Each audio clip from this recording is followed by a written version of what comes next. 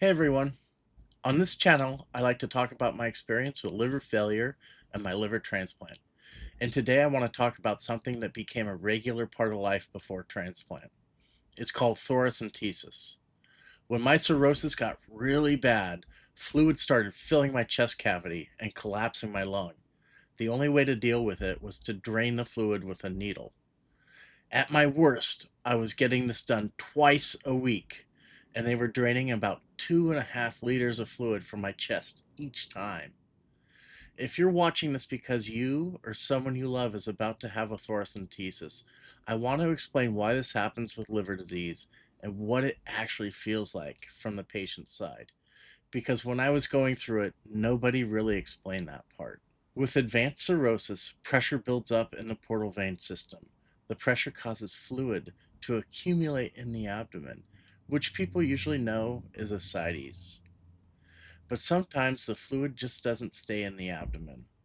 It moves through tiny defects in the diaphragm and ends up in the chest cavity around the lung. That's called hepatic hydrothorax. In my case, it was almost always in my right lung. When the fluid builds up, it compresses the lung and breathing gets really hard. I remember walking from the parking lot into the clinic, and I remember feeling like I just couldn't get a full breath. The part of the procedure that surprised me the most was actually the part where they numb you. Because the fluid pocket is so deep in your chest and your body cavity, the doctors had to use a long spinal needle, like this long, just to get the lidocaine down into the tissue where they were going to do the work. When lidocaine first goes in, it burns a little bit on the skin. You've probably experienced that. But when it spreads deeper inside your body, it can feel like lava moving through your chest. It was really painful. Some doctors did this part really fast, and honestly, that was really rough. The good doctors did it slowly and gradually, and they'd inject a little lidocaine, let it start working, and then go deeper, and that made a huge difference. Later on, some of the doctors started buffering the lidocaine with bicarbonate, which makes it less acidic, and that helped a lot too. It didn't burn nearly as much. It still wasn't pleasant, but it burned a lot less. Once I was finally numb, that was always the huge relief. After that, they guided a long needle into the chest cavity. They go in through your back in between your ribs. And the after you're numb, they guide a long needle into the chest cavity from your back in between your ribs. The needle honestly kind of looks like a long knitting needle, but it doesn't hurt. You're already numb. Once they reach the pleura, the pocket where all the fluid is, they would place the catheter and start draining the fluid. Once that is placed and the catheter is placed and they pull the long needle out, there's no more pain. You just feel weird pressure, and it's a kind of strange sensation when the fluid comes out. But as the fluid drains and the lung starts expanding again, there's this weird itching feeling deep inside your chest. It's hard to describe until you've experienced it. Sometimes that would really make me cough a lot. I brought an albuterol inhaler along and inhaled the inhaler a few times while this was happening, and that helped provide some relief. Um, if my lung had been really collapsed and they drained a lot of fluid, I'd sometimes cough the rest of the day. Now I'm going to show you a few pictures from when this was happening. They are medical photos, so just a heads up, it's kind of gory. And these are photos of me and my procedure that my wife took. So these are real deal. So let's take a look. I'm going to first show you a little video clip of the vacuum bottle. They have the catheter in your back with a tap, and it goes into a vacuum bottle, and the vacuum bottle will suck the fluid out. So here we go. Be warned, it's kind of gross. So here you can see the vacuum bottle, and look how much fluid there is. That vacuum bottle is 1 liter, so I would fill two of those and maybe a little bit of the bag. And ooh, Okay. that, Brings back PTSD.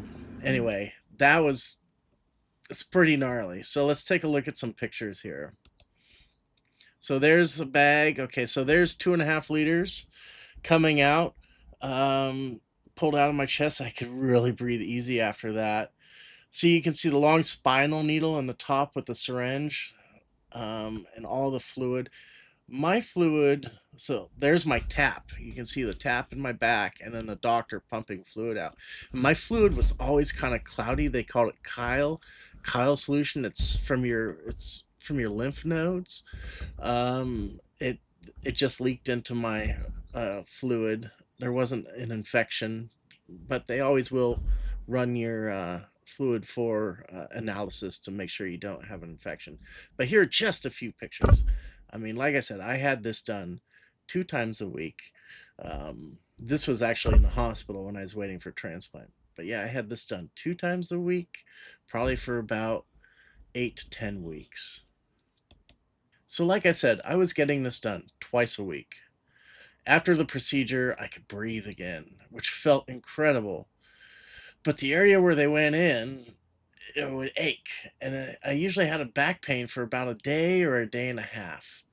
Eventually, my primary doctor gave me a prescription for oxycodone, and that really helped me out a lot. I would take one before the procedure, and that would kind of make the pain mitigation a lot better.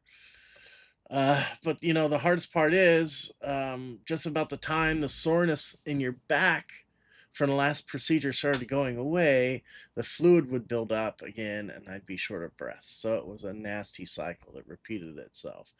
I think I went in every Monday and every Thursday. Um, like I said, walking into that clinic when my lungs were full or the cavity around my lung was full was just a chore walking on level ground. My wife had to pull right up to the front door, and I would slowly walk in, take my time. So, even though the procedure was not pleasant at all, the relief afterwards was huge. And, I kind of got used to it. And when I was getting filled up with fluid, I would look forward to my procedure. You get used to everything. um, Being able to breathe again felt more amazing than the pain, right?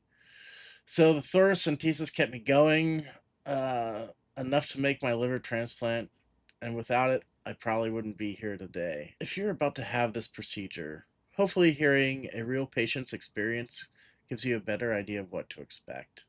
It's not fun, but it's manageable, and the relief you get by being able to breathe again is amazing. If you're watching this and you're about to have a thoracentesis, I understand how scared you might be. I was in that same position. But you can do it. It won't be too bad. You'll get through it. The doctors will help you. And you can make it to the other side. I sure did. Okay. Take care. Bye bye.